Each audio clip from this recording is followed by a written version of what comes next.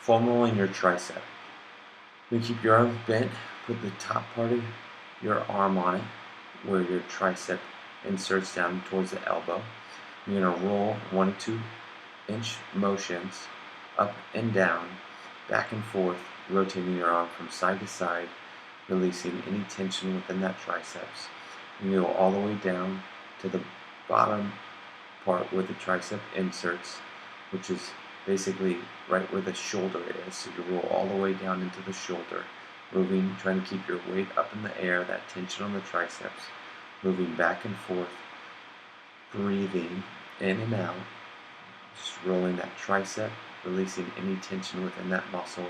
Again, rotating from side to side, find a trigger point, just hold on it, stay relaxed, and that's how you foam roll your triceps.